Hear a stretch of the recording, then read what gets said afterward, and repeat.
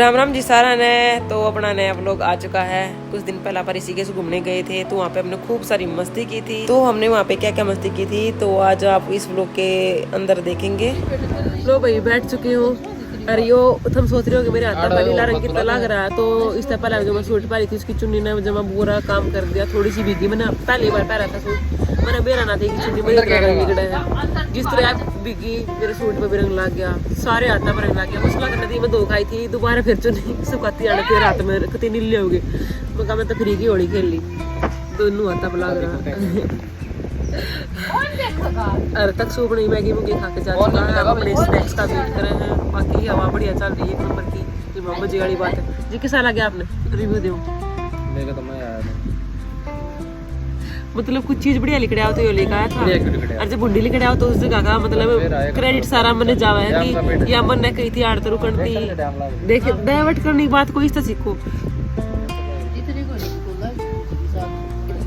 इतना शान आदमी है। मम्मी ने इतनी घड़ी भी कोनी साग सूती ने चला और मम्मी ने ट्रीट क्या रही तो मैं लूंगी। वो हमारी नु मस्ती चल रहा है, बैठे हैं आराम से। चढ़ा जाएंगे ऊपर ना, चढ़ा दे, मैं चढ़ जाऊंगी। मैं तो भी पेड़ा के पर चढ़ के बहुत राजी हुआ। ये नु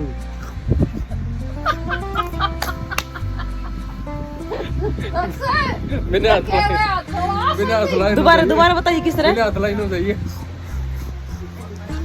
100 की स्पीड तो ये काम है इसके। 100 की स्पीड तो थोड़ी है मीनू बार में ठग रहे हैं। तेरे तो रात है कोनी जुकर वहां था पढ़ने लेके नहीं आऊंगा मैं दोबारा जिंदगी में। नु देख लिए बेटे अपने धोरियो आ चुका स्नैक्स। ये सोया चिल्ली, यो भाई चकना, ये पकोड़े। और भाई ये सॉस है, red chilli sauce, tomato sauce. और इसने और बात करनी है, इसने कि मैं नहीं खाना। किसे लगी चिल्ली सॉस? मेरा चिल्ली सोया सॉस ठीक है। ऐसे मैंने कहा था मुंह जला मुंह बना तेज जला मिर्च। फिर चिल्ली नाम आ गया तो आगे। तो भाई स्नैक्स खा गए हमने, अपना पूरा पेट भर लिया। उसके बाद हस्बैंड बोले चल नदी में देव की बार गाड़ी हटाऊंगे। मैं कहा ठीक है चलो ऑफ रोडिंग करते हैं। तो हस्बैंड बोले ठीक है तुम्हारी खड़ी होकर बाहर तो वीडियो बना रही है। मैं कहा मैं कि बाहर खड़ी हूँ, मैं भी गाड़ी के भीतर बैठ कर चलूंगी। बोला ना तेन को नहीं भीतर बैठाऊँ। फिर मैंने थोड़ी रिक्वेस्ट की तो बोला ठीक है तो आ जाइए। तो मैं भी गाड़ी के अंदर बैठ ली। फिर हमने करी ऑफ रोडिंग। मैं तो बाहर खड़ी हूँ, गाड़ी लेने साल हो रहा है। फीलिंग है मतलब पहाड़ा में सब समझ सको हवा कितनी तेज चल रही है। तक सुबह के गिला गया है।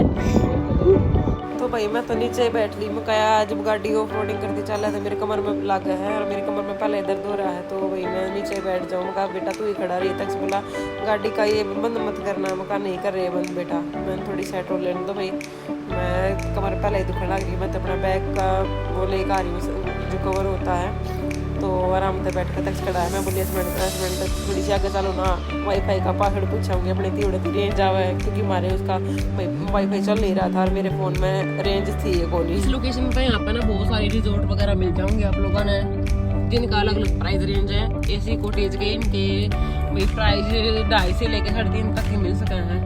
पर बाकी जितना रुक रहे हैं 1500 रुपये बोले थे हमने, मतलब जायज़ प्राइस बोला था। और सर्विस भी अच्छी है। तो भाई हम यहाँ से घूम रहे थे तो मैंने यहाँ पे बहुत सारे कॉटेज देखे थे। तो मैं आपको बता देती हूँ जहाँ पे हम रुके थे कॉटेज में, उसमें 1500 रुपये पर पर्सन था। उसमें 3 टाइम का खाना इंक्लूड था और एसी कॉटेज था। तो बाकी मैंने यहाँ से पहले अपना लेने से पहले यहाँ पे ना हमने फ़ोन करके पूछा था। 2-3 कॉटेज में गए तो नहीं थे पर फ़ोन पे पूछा था। तो किसी में 3500 पर पर्सन था, किसी में 2500 पर पर्सन था, किसी में 2000 पर पर्सन था एसी कॉटेज का। तो मुझे ये टैरिफ का बिल्कुल जायज़ लगा 1500 रुपये। और यहाँ पे हमने स्नैक्स खाए थे, उसका टेस्ट भी काफ़ी ज़्यादा अच्छा था। और ये फैमिली वालों को ही देते हैं, मतलब ये नहीं है कि मतलब सिंगल बंदों को दे दिया जैसे लड़के वगैरह आते कई बार बियर दारू पी के छड़दम तारते हैं, उस टाइप को नहीं देते। तो फैमिली बंदों को ही देते हैं। तो मुझे ये चीज़ें काफ़ी ज़्यादा अच्छी लगी थी क्योंकि हम वही फैमिली के साथ थे तो वही थोड़ा अजीब लगता है। तो यहाँ पे 2-3 और अम्मा वगैरह 2-3 के नाम तो मैंने यहाँ पे देख लिए थे, यहाँ तक क्योंकि अम्मा गए थे। और भी 1-2 जगह हमने फ़ोन किए थे। तो जहाँ पे हम रुके थे बस वहाँ पे थोड़ी वाईफाई की तो प्रॉब्लम थी, बाकी सब ऑल ओवर ठीक था। तो भाई हम जब जा रहे थे ऑफ रोडिंग करते तो रास्ते में हमने कुछ बंदे हमारी तरह लगे जो नदी में गाड़ी खड़ी करके दौड़ने लग रहे थे। मैं 20 मिनट तक कहूँ थी कि खड़ी करके दो लो, आप भी ठंडी हो जाएगी गाड़ी, इतनी देर चलते आई गर्म हो रही है।